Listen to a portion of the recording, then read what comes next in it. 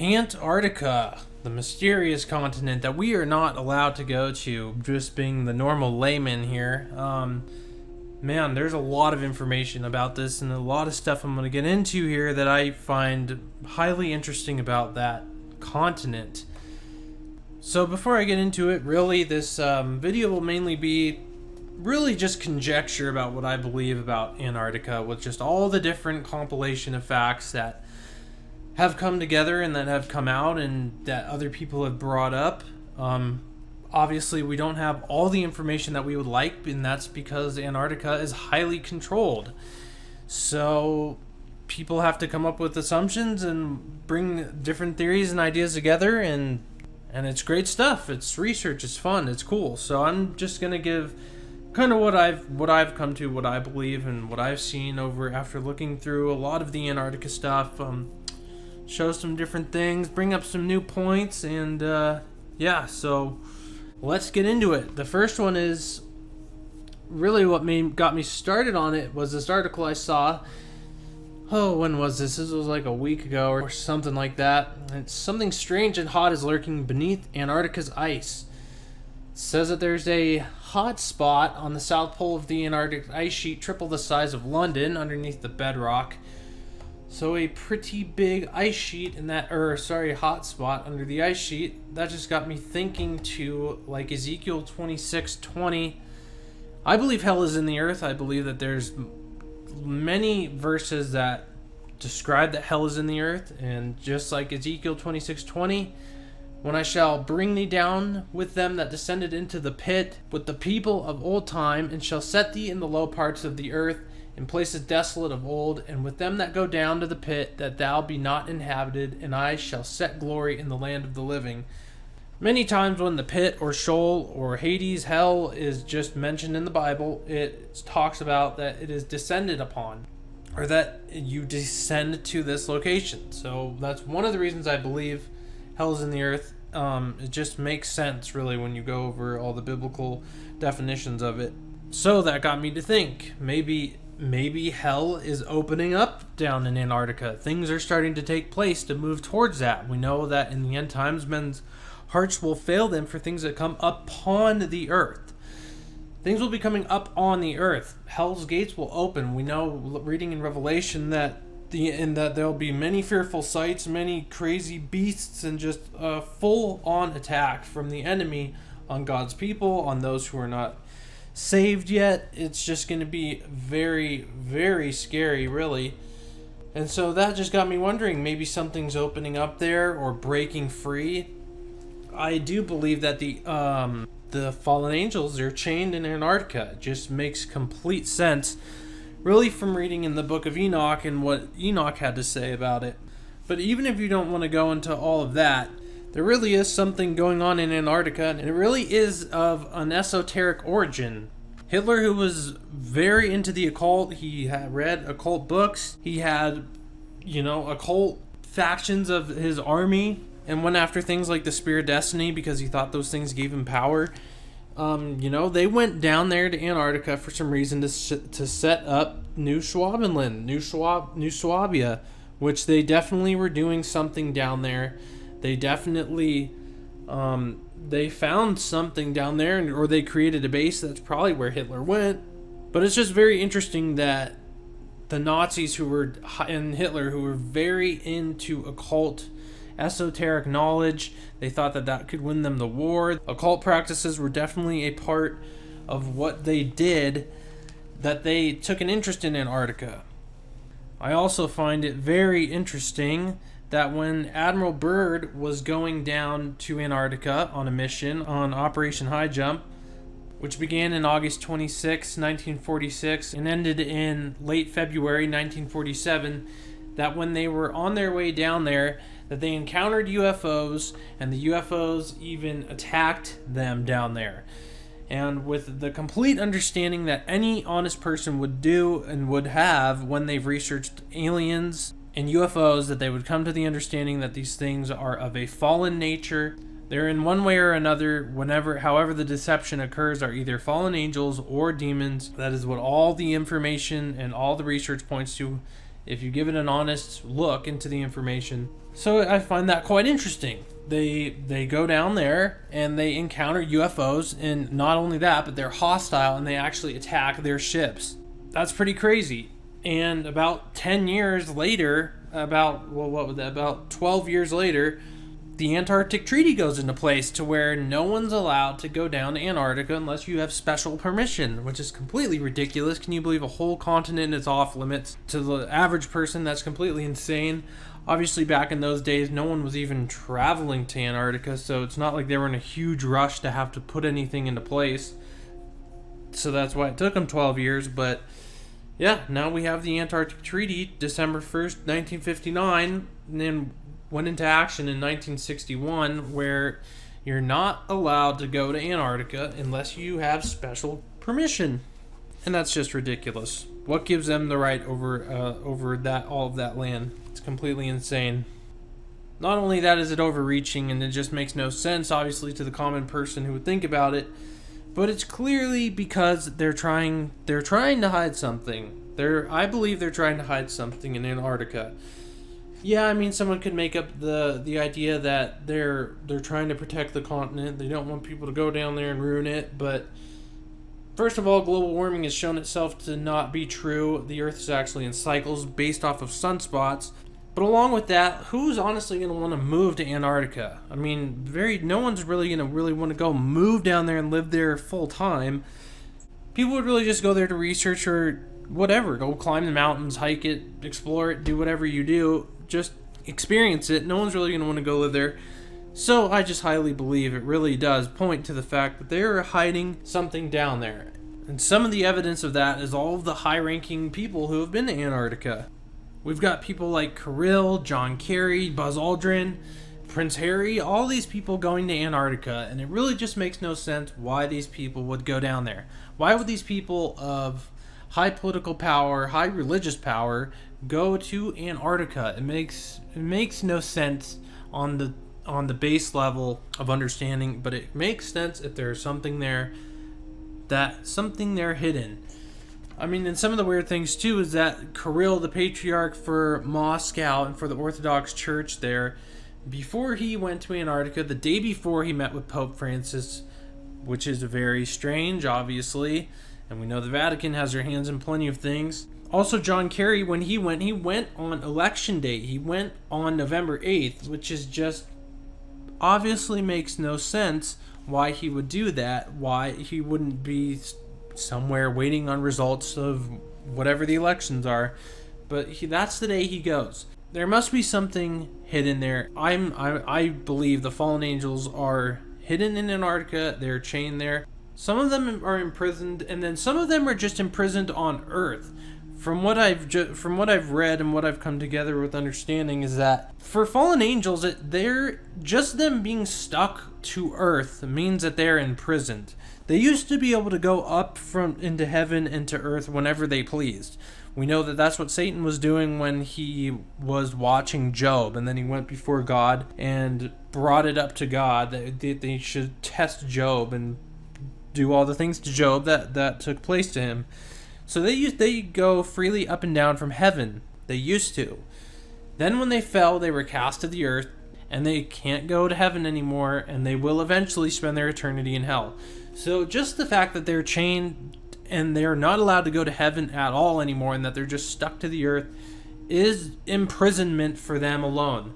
We know that they still had encounters with human beings in them, because in Genesis 6:4 they had encounters with women, and that's what created the giants. So it's not like they're chained physically, like under the ice of Antarctica, and they can't leave or do anything. I mean, some of them might have rebelled so badly that God completely chained them. They're stuck there until they burn in hell for eternity. It's not mentioned, but it is mentioned that they still roamed around. It's not like they're under the ice and they're not allowed to move. They've still messed with people, and they still do. And I believe it really points that there's something to this whole thing of them being there. And what really is interesting about it is what the Book of Enoch has to say about the whole situation. The Book of Enoch talks about the fallen angels, the Watchers. A lot of times it talks about them, and there's just some extremely interesting things that it says. And I'm going to read you some of those things right now.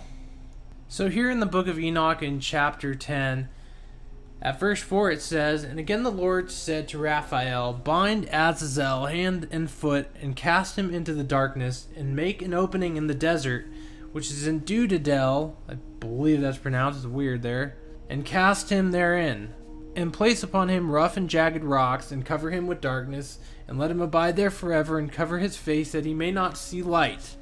See, now this would make sense that this fallen angel has not seen the light. He does not roam the earth freely. But what's interesting there to me is that it says, "and make an opening in the desert," which we know that the largest desert on earth is Antarctica. Antarctica's annual precipitation is only about 8 inches along the coast, and it says far less inland. So Antarctica is for sure the largest, obviously, desert on earth. Maybe that's what they're talking about here, which is pretty interesting. Now, the other points in Enoch that I found very interesting are in the first book of Enoch, chapter 18, verse 4, and it says, "Of the heaven I saw the winds of heaven, which turn and bring the circumference of the sun, and all the stars to their setting. I saw the winds of the earth carrying the clouds. I saw the paths of the angels. I saw at the end of the earth the firmament of the heaven above, and I proceeded and saw a place which burns day and night, where there are 7 mountains of magnificent stones." That's 4 through 6. What it says in that chapter, in chapter 18, in multiple translations, says that Enoch headed on down to the south, and he went to a place where the sun was burning day and night. Now, obviously, that sounds a lot like Antarctica. And so I was reading on, and there's some very interesting things that it says in Enoch. So I'll just kind of go over them instead of reading the whole chapter. Like here in chapter 21, it says, "And there I beheld neither the tremendous workmanship of an exalted heaven, nor an established earth, but a desolate spot, prepared and terrific." So here he is with an angel, with Uriel, one of the holy angels he's with, at a desolate, prepared, terrific spot, in his words. And Enoch in this situation is seeing the fallen angels and the watchers being bound, and in these locations where they're bound at. And the different ways that he describes it is that it's a terrific place, it's a desolate spot, it's prepared for them. And here is very interesting in verse 5, and the last sentence of that is, "But neither its measure nor magnitude was I able to discover, neither could I perceive its origin. Then I explained, how terrible is this place, and how difficult to explore." Sounds a lot like what we know Antarctica to be like.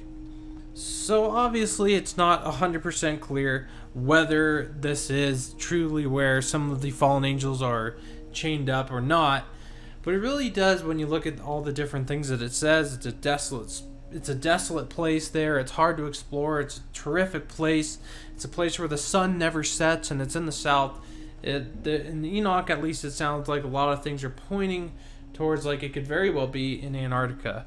And it would just really make sense. It really would make sense. It's very strange that there's UFO encounters down there. That Admiral Byrd in his operation had to turn back around because they were attacked by UFOs, which are known to be fallen angels and demons, and definitely the host of hell. There's just too many things that are adding up for Antarctica that are not in its favor for it concealing secrets. With the high-level people that visit there, with the history with Admiral Byrd, it seems like they're going there for some other reason. They're going there for meetings. They're going there to see the technology. Maybe the Nazis found the Fallen's technology, or a race of fallen angels, or even the whole race of people who are fallen angels and intermingled with fallen angels who are living beneath the ice in these caves, in these caverns, that could have their own ecosystems and their own temperatures, obviously. Like, we know that caves can have their complete own ecosystem. Maybe there's a whole fallen world down there, and these people are making contact, or trying to make contact, trying to break through. I mean, who knows what's going on, but there's clearly something going on secret in Antarctica. And it's something we need to be keeping our eye on for sure. It seems like something will be coming forth in the future about Antarctica and what's really truly going on there.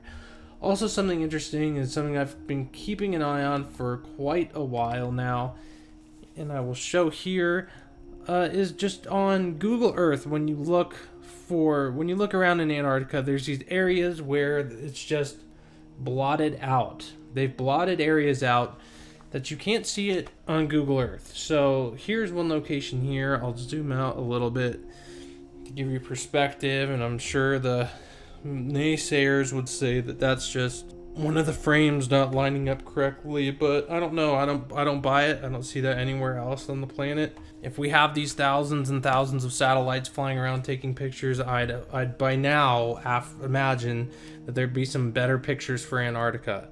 I mean, you can only really decently check out practically the coastline and some of the mountain ranges. Why can't we look at the entire place yet? I mean, how long has Google been supposedly flying these satellites around? I want some better pictures of Antarctica. So there's one. Let's see what. Let's save the best for last.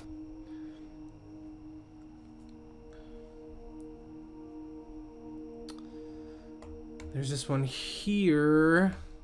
I mean, just the way that they show this. The way that they show Antarctica is pretty pathetic. I mean, it should be a lot better than what it truly is. They should have a lot better pictures. I don't know. I don't know why this whole area is that blue. Anyway, there's a little section there of it. What else?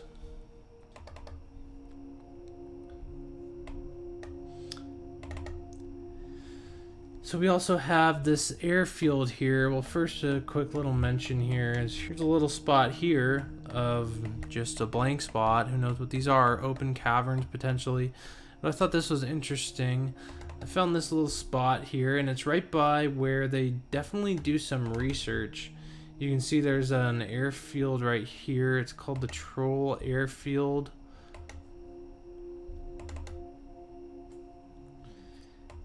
You can see here's a little building, and here's the airfield here. But yeah, there's a little building there, and there's little roads going over to these mountains and everything. But then here, just a little bit farther down the way, it's completely blotted out. You cannot see it at all. Here, I'll put it more in the middle. So why is this area here completely blotted out? It's in a mountain range. It's clearly by where they do stuff. You'd think they would have much better satellite images for an area where they definitely work on things. And of course they do have better images, but they don't give it to us because we're not allowed to know what they're doing. So that's pretty interesting. And then let's bring up the best blotted out spot, because you can tell this spot has clearly been erased and covered over. The other ones is just a white spot. There's not anything missing. But here you can see that this whole area here, there's actually been a section of the land taken out, and they've covered over it with white.